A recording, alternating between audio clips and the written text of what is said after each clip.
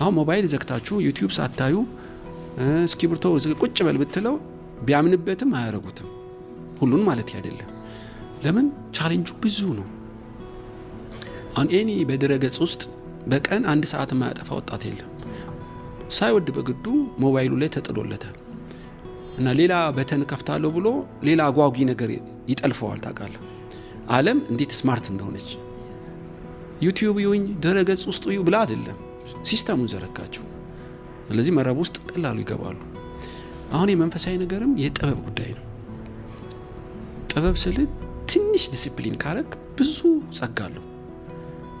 ኦኬ ብዙ ጊዜ ያለን አይደል በታክሲ ውስጥ የምንሄድበት፣ ሻይ የምንጠጣበት፣ ኢንተርቴይንመንት የምንዝናናበት፣ ይሄን ሁሉ ረጅም ሰዓት በጥበብ ማኔጅ ካረከው መስመርን አትስትም። አሁን ላሉ ወጣቶች የምመክረው ጠዋት አንድ መጽሐፍ መርጠው ተከታታይ ማንበብ ትንሽ ከጀመሩ ብዙ ነው የሚረዳቸው። በእውነት አይፈርድባቸውም። እና በመንገድ ሲሄዱ ማሰላሰል ቢችሉ ጥበብ እኮ እሱ ነው። ቁጭ በል አላልኩትም። ኳስ ቢጫወታል ለምሳሌ ኳስ እየተጫወተ ማሰብ ትችላለህ። ራይድ የሚነዳ ነው እየነዳ ማሰብ ይችላል። ብዙ ነገር ያደረጉ ወጣቶች የእግዚአብሔርን ቃል ሜዲቴት ማድረግ። ምሳሌ ማንበብ ሁሉን አነባለሁ በዲቮሽን ታይም። ለማጥናት ግን ሁሉም ማጥናት አትችልም፣ ጊዜ አይበቃም። ስለዚህ አንድ መጽሐፍ መርጣለሁ። ለምሳሌ ለ5 ዓመት አጥናው ምልሽ ሉቃስን ነው። ሉቃስን መረጥኩት እና ሉቃስን ስመርጥ ደብተር ገዛው፣ እስኪብርቶ ገዛው። ለዚች ብቻ ለየው ማለት ነው። ቁጭ ብዬ ምዕራፍ 1ን ከ1 እስከ 5 አነበዋለሁ። አታምኘኝም፣ አይገባኝም። ልክ እንደ ፍቅር እስከ መቃብር ጥልቅ የሚል አይደለም። ቁጭ ብዬ ሳነብ ከሐሳቤ መርካቶ ይሄዳል፣ ልጆቼ ጋር ይሄዳል፣ ቸርች ይሄዳል፣ ሰርግ ለቅሶ ጋር ይሄድብኛል። ችግር የለውም፣ አውቀዋለሁ እንዲቸሩ። አነበብኩት ግን ዞርና ድጋሚ አነበዋለሁ። አሁን ትንሽ ፈገግ ይልልኛል፣ አሁንም አይገባኝም። ከዛ እስኪብርቶ ይዤ እነማን ናቸው ያሉት? ሉቃስ ነው የጻፈው፣ ለቴዎፍሎስ ነው። ቴዎፍሎስ ማን ነው? እና ታሪክን ጻፍኩ፣ መረጃ ሰበሰብኩ ነው የሚለው። ኢየሱስ በህይወት እያለ አልነበረም ይሄ ሰው? ምን ማለት ነው? ሉቃስ ማን ነው ራሱ? አሁንም አይገባኝም። ትንሽ ዞርልና ቡና እየጠጣው ግን ሜዲቴት አደርጋለሁ። 4 5ኛው ላይ ወግ ከሲልልኛል ዋለው። እንዴት ልበል? እንደ ኑግ ዘይት አይነት ነው ኔቸሩ። ስትወቅጠው ነው ኑጉን ዘይት የሚወጣው።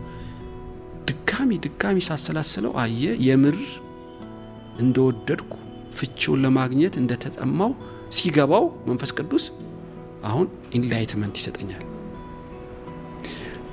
ለምሳሌ ልንገርህ፣ አሁን የባይብልን ኔቸር ኢየሱስን ብዙ ህዝብ እንደተከተለው አይቶ ጮኸ። ዘሪ ሊዘራ ወጣ። ባህሪው አይደለም፣ ኢየሱስ አይጮህም ባይበባሪው።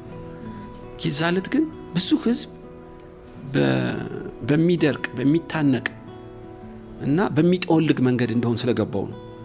እና አንዱ ሾክ ላይ ወደቀ፣ ጭንጫ ላይ፣ እና አንዱ መልካም መሬት ላይ ወደቀ፣ መንገድ ዳር ወደቀ ብሎ ጭጭ አለ። ወፉ ማን ነው? ስንዴ ምንድን ነው? ጭንጫ መንገድ ዳር የሚለው ሾክ መሃል ምንድን ነው? ዝም አለ። ለምን ዝም አለ ብትል የተጠማና ያልተጠማውን መፈተሻ ነው። ከጓጓ ከራብክ እንደ ደቀ መዛሙርቱ ስለ ወፎችና ጭንጫ ምናምን ያልከው ምንድን ነው አሉት። በጣም ጥሩ። የነሱ ሰምተው እንዳልሰሙ ሄዱ። እናንተ ግን ጠየቃችሁኝ፣ አሁን ላብራራላችሁ። ወፉ ሰይጣን ነው። መንገድ ዳር ቃሉን ሰምተው ሜዲቴት የማያደርጉት ናቸው። ይሄ ጭንጫው ደግሞ ስር ያለው ይመስላል፣ የሚጠወልገው ነው። እሾኩ ደግሞ የገንዘብ ፍቅር ነው፣ ምቾት ነው፣ ድሎት ነው። ታነቁ ያለ ማብራራት ጀመራየው። ለምን አብራራ ብትለኝ ስለፈለጉ ስለጠየቁ። ልክ እንደዛ ነው ኔቸሩ። ከተራብክና ከጠየቀው መንፈስ ቅዱስ ያብራራል፣ ይገባል።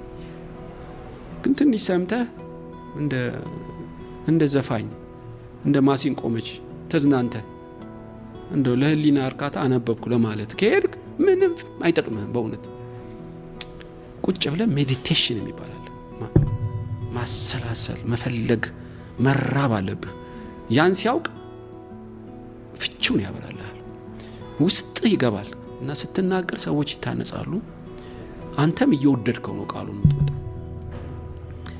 ግን መራብ አለብህ፣ መፈለግ አለብህ። ለምን ሳትራብ ሚስጥሩን አይነግርህም? አንተን ከዕዳ ለማዳን እኮ ነው። እሺ ላብራራልህ። አፌን በምሳሌ ከፍታለሁ እያዩ እንዳያዩ እየሰሙ እንዳያስተውሉ የተባለው ይፈጸም ዘንድ ነው። ኢሳይያስ በእውነት ተናገረ። እየሰሙ እንዳያስተውሉ እያዩ እንዳያዩ ለምን ይናገራል ብትል ቅዱስ ቃሉን በመጓጓት ካልሰማኸው ሚስጥሩን ቢያብራራልህ ብዙ ትጠየቃለህ። ኦሬዲ አውቄዋለሁ። ስለዚህ በተዘጋጀ ልብ በተጠማ ልብ ካላነበብከው ሚስጥርን ቢነግርህ ታባክነዋለህ። ብዙ ከተሰጠው ብዙ ይጠበቅበታል።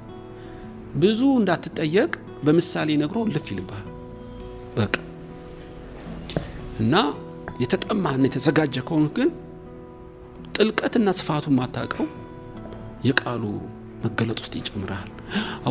እዛ ከደረስክ እግዚአብሔር ጓደኛ፣ መንፈስ ቅዱስ ጓደኛ ነው የሚሆነው። ቃሉ እንደ ሰው ያወራሃል። ቡና እየጠጣ ታወራዋለህ፣ ታክሲ ውስጥ ታወራዋለህ። ቃሉ ያጫውታል እንደ ሰው። ይገርምሃል። አንድ ሌብል አለች የምታልፋት። ሴጣን ይዋጋሃል። አይምሮ እንዳትሰብሰብ፣ በትዕግስት እንዳትሰማው፣ ወደ ማሰላሰል እንዳትሄድ ያጣድፈሃል። ይችን ኬላ ካለፍካት አለቅ። ስለዚህ አሁን ምዕራፍ 1 ሉቃስ 1-5 በዚህ መንገድ አጠናውት አይደል? ፈገግ አለልኝ አልኩ። ከዛ ስትራክቸሩን ይዘዋለሁ። ዋና ሐሳቡ ምንድነው? እነማን ናቸው ያሉት? እሺ ከዚህ ክፍል ምንድነው መማረው? አንዴ አይምሮ ውስጥ ይገባል። አሁን ለምሳሌ ሉቃስ 1ን ባነሳልህ ሉቃስ ቴዎፍሎስ ሆይ በቃ በአይናቸው ያዩ የተረኩልንን ከመጀመሪያ እስከ መጨረሻ ሁሉን ተከትዬ ለጽፍልህ መልካም ሆኖ ታየኝ። የከበርክ ቴዎፍሎስ ሆይ እና ነገሩን ሁሉ ታውቅ ዘንድ ይሄን ጻፍኩልህ። ኦኬ ሉቃስ ራሱ የሚያስገርም ሰው ነው አልኩኝ። አየህ ታሪክ የመጻፍ ስጦታ አለው ማለት ነው። የሰውዬ ከመጀመሪያ እስከ መጨረሻ ነው የሚጽፈው። እንደ ኢየሱስ ሰምቶ ሳይሆን መረጃ እየሰበሰበ ነው የሚጽፈው። ያስገራሚ ሰው ነው። አየህ ጨረስኩልህ አለው። ኦኬ ትጋቱን አየሁ። ታሪክ መጻፍ ነው አለኝ። ተልኮውን አየሁ። የሚሰጠው ደግሞ ለቴዎፍሎስ ነው። የከበረ ሰው ነው። ሉቃስ ታሪክ ጸጋውን ያውቃል፣ በጸጋው ይተጋል፣ ጸጋውን ያስተላልፋል። አሁን ስትራክቸሩ ታየኝ። ከዛ በቃ ልጨነቅ። ስትራክቸሩ ከወጣ በኋላ ባይብልን ይዘጋጀ ተነስቼ መሄድ ነው። አሁን አንተ የቄሱ እንዴት ቡና ልጋብዝ ብትለኝ ደስ ነው የሚለኝ። የቡናውን እያማሰልኩ እኔ ቴዎፍሎስ ጋር ነኝ፣ አዳብረዋለሁ። ወይ ታክሲ ውስጥ አንድ ነገር እሰማለሁ፣ ወይ ጨዋታ ትነግረኝ የለም ከዛ ክፍል ጋር መሄድ ከሆነ እጨምረዋለሁ። ማጣፈጥ ነው ያን ታሪክ። ብስል ሲል ኮንክሉዥን ሰርቼ ቦዲ ሰርቼ ኢትዮጵያዊ ማጣፈጫ ጨምሬ ቁጭ አደርገዋለሁ። አሁን ምግቡ ተዘጋጀ ማለት ነው።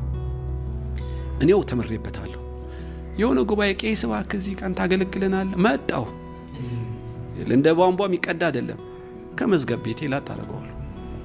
ቆሜ ሉቃስ ይወላችሁ እልልሃለሁ። አንዱ ከታሪክ የተሰበሰበ ነው፣ ከባይብል የተሰበሰበ ነው እና ሰዎች ሲሰሙት አይረሱትም። እና ኢትዮጵያዊ ሁክ ደግሞ ታሪኩ የሚያንጠለጥል አንድ ታሪክ ባገኝ ደግሞ ደስ ይለኛል። ያንን ናሬት ለማድረግ ይሆን በቃ አንድ ሰው ለምሳሌ መጨለማ ላይ ሲሄድ ብዬ ኢትዮጵያ ያደርገዋለሁ። ያቺ ታሪክ ትዝ ሲለው ጥቅሱም ትዝ ይለዋል ሰው። እና በዚህ መንገድ ከዛ ምዕራፍ 1 ቁጥር 6 ጀምራለሁ። እንደዚህ ያረክ ስትሄድ እግዚአብሔርን በቃ ትመቸዋለህ። ሆሊ ስፒሪት ትመቸዋለህ። አንደኛ ጸጋ አታባክንም፣ 2 ተርበህ ተጠምተሃል፣ ለራስ ነው የምትኖርበት፣ ለሌሎችም ለማስተላለፍ ስለምትመቸው በቃ ይለቅልሃል። እንደዚህ ያልኩ ነው ማለት። ዲሲፕሊኑን ግን ቢያወሩን እንዴት ነው? ወጣቶች ነን፣ ማወቅ እንፈልጋለን ብዙ ነገር። ቁጭ ማለት ያው እርሱ ከወጣትነቱ ጀምሮ ቲኔጀር ወጣትነት ከሚባለው ቲኔጀር በአማርኛ አፍላ እድሜ ነው የሚባል። ከአፍላ እድሜ ጀምሮ ነው ማገልገል የጀመሩት። ኦልሞስት ጌታን በተቀበሉ በአንድ አመት ውስጥ እርሱ አገልግሎት ላይ ነው። ዲሲፕሊን ይጠይቃል ይሄ ነገር ዝም ብሎ የሚመጣ አይመስለኝም። የእግዚአብሔር ጸጋ እንዳለ ሆኖ እርሱ እንዳሉት መጠማት መራብና ራስን ዝም አሰኝቶ ከእግዚአብሔር ለመስማት ራስን ማስቀመጥ የሚባል ነገር ይፈልጋል ብዬ አስባለሁ። እንዴት ነው በቃ ይሄ ወጣትነቱን ዲሲፕሊን ያደረጉትና አሁን ወዳሉበት የመጡበት መንገድ እና ረጅም መንገድ ላይክ ከቲኔጀር ጀምሮ እስካሁን በጽናት ላይክ ጆርኒውም በጣም ግልጽ ነው። ብዙ ሰው ስቶር ዙሪያ ያሉንም ሰዎች እየጠየቅን ነበርና ቀጥ ብሎ ማለት ዲሲፕሊን ዮኒ ሲል ነበርና በደንብ ምንም ወለም ዘለም ሳይሉ ላይክ ቃሉን እሱን ልጠቀም ብዬ ነው ለኛ ለወጣቶችም ይሆን ወርድ ስለሆነ እና እንዴት ነው እንደዚህ መጽናት ኮሚትድ ሆነው መቀጠል ይቻሉት?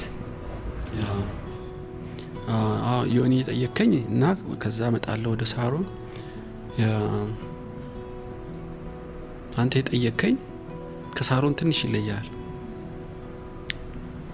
ዲሲፕሊን የማጥናት አሁን በእኛ ዘመን ላሉ ሰዎች ቢሆን ሰዓት መድበህ ወስነህ ሞባይልን እየዘጋ ቁጭ በል ልልህ ነበር። አሁን ግን አልልም። አሁን ላሉት ወጣቶች ምለው ጥበብን ከዲሲፕሊን በላይ ጥበብ ያገኙ በዚህ ሩጫቸው ላይ መንፈሳዊ ነገር ማይጥሉ። አሁን ሞባይል ዘግታችሁ ዩቲዩብ ሳታዩ እስኪብርቶ ቁጭ በል ብትለው ቢያምንበትም አያረጉትም። ሁሉን ማለት አይደለም። ለምን ቻሌንጁ ብዙ ነው። አሁን እኔ በድረገጽ ውስጥ በቀን 1 ሰዓት ማያጠፋ ወጣት የለም። ሳይወድ በግዱ ሞባይሉ ላይ ተጥሎለታል እና ሌላ በተን ከፍታለሁ ብሎ ሌላ አጓጊ ነገር ይጠልፈዋል። ታውቃለህ ዓለም እንዴት ስማርት እንደሆነች። ዩቲዩብ ይሁን ድረገጽ ውስጥ ይሁ ብላ አይደለም ሲስተሙን ዘረጋቸው። ስለዚህ መረብ ውስጥ ቀላሉ ይገባሉ። አሁን የመንፈሳዊ ነገርም የጥበብ ጉዳይ ነው። ጥበብ ስለ ትንሽ ዲሲፕሊን ካረክ ብዙ ጸጋለሁ። ኦኬ ብዙ ጊዜ ያለን አይደል በታክሲ ውስጥ የምንሄድበት ሻይ የምንጠጣበት ኢንተርቴይንመንት የምንዝናናበት ይሄን ሁሉ ረጅም ሰዓት በጥበብ ማኔጅ ካረከው መስመርን አትስትም። አሁን ላሉ ወጣቶች የምመክረው ጠዋት አንድ መጽሐፍ መርጠው ተከታታይ ማንበብ ትንሽ ከጀመሩ ብዙ ነው የሚረዳቸው። በእውነት አይፈርድባቸውም እና በመንገድ ሲሄዱ ማሰላሰል ቢችሉ ጥበብ እኮ እሱ ነው። ቁጭ በል አላልኩትም። ኳስ ይጫወታል። ለምሳሌ ኳስ እየተጫወተ ማሰብ ትችላለህ። ራይድ የሚነዳ ነው እየነዳ ማሰብ ይችላል። ብዙ ነገር ያረጉ ወጣቶች የእግዚአብሔርን ቃል ሜዲቴት ማድረግ ይችላሉ። የሚገርም አሁን ከልጆቼ ጋር አንዳንዴ የሆነ ስብከት ይከፍቱልኛል እና ስብከቱን እየሰማው ቃል ማሰላሰል ይችላልው።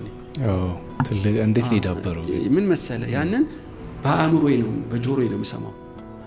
በልቤ ውስጥ ግን የተቀመጠ ሜዲቴት ማድረጋለሁ። እነሱም ልጆቼ ያውቃሉ። የምትሰማት መስላለህ አትሰማንም ይላሉ። ለፋሚሊ ፌሎሺፕ አብሬ ያለው ይመስልሃል? በሙሉ ልቤ ግን ቃሉ ጋር ነኝ። ሁለቱንም በአንድ ያስኬደዋል። ልጆቼንም አጫውታለሁ፣ ሳሳቃለሁ። ኢንዴፕስ ግን ያስኩትን ቃል አለቀው። ቁጭ አድርጌ ወደዚህ ከሄድክ ጠላፊው ብዙ ነው እና ብዙ ቀኖች ሳታነብ ይገለጡብሃል።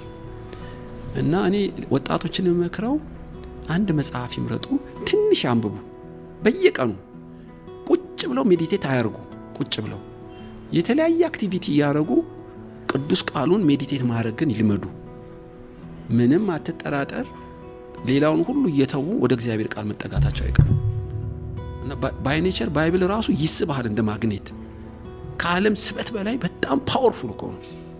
ግን ትንሽ መግቢያው ላይ ነው የምንተቸገረው። አዚም ይመጣል፣ እንቅልፍ ይመጣል፣ አይገባህም፣ ስልክ ይደወላል፣ ጓደኛ ይጠራሃል፣ ወክብ ያመጡብሃል። ያችን እንደ 15-20 ደቂቃ ታግሰው የባይብል መንፈሱን ካገኙት በኋላ አለቀ። እና ትንሽ ይፈርት ካሳዩ ብዙ ጸጋ ለወጣቶች እግዚአብሔር አለው በእውነት። እና እኔ የምመክረው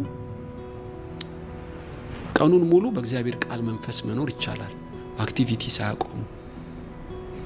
እንደኛ ዘመን በርዘክተው ትራስ ተደግፈው መብራት ሻማ ያበሩ ሜዲቴት ረጅም ሰዓት ያርጉ አልልም።